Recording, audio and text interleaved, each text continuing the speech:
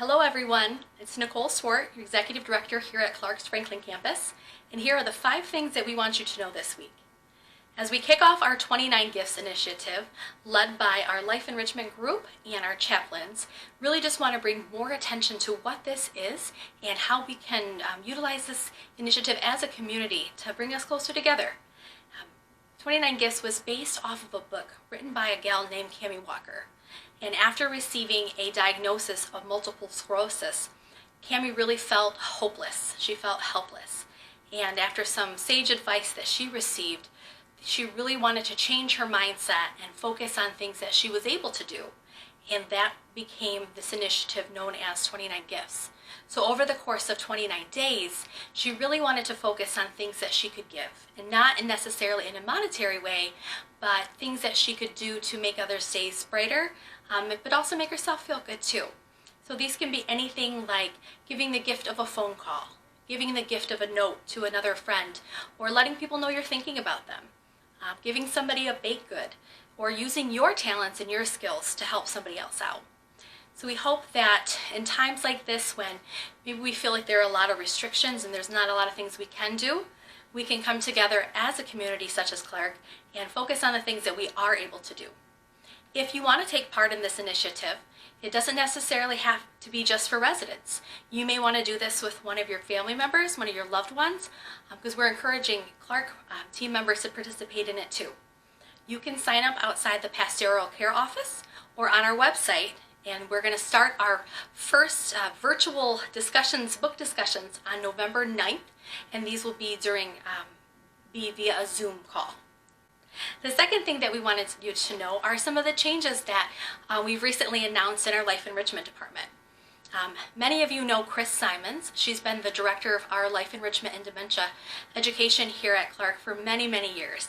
And Chris is not going anywhere, but she's taking on a little bit of a different role for her, and will be supporting Clark in a part-time position starting next week. So Chris will be working 3 days a week and working as a life enrichment and dementia consultant for Clark.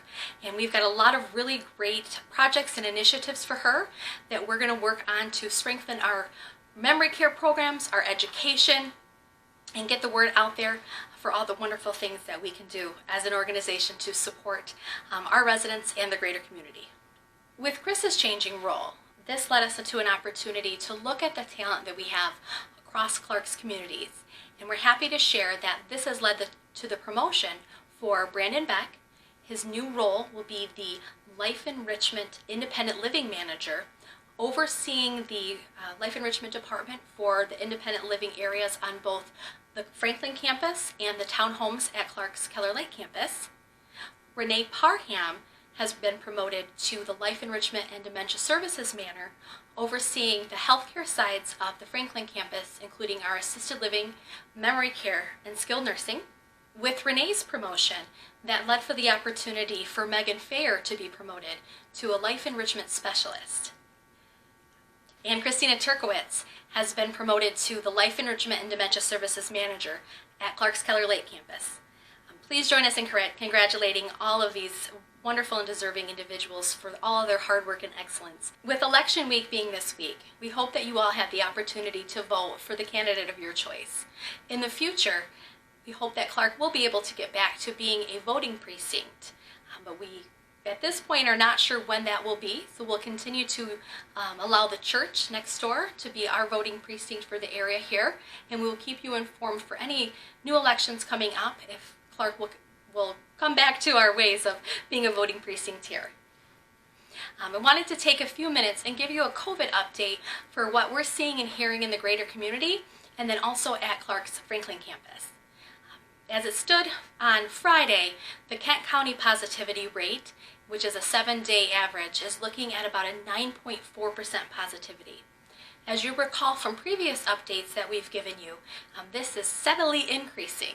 We started at about a 4% about 2 months ago, and we're going up in numbers higher than we've seen in quite some time.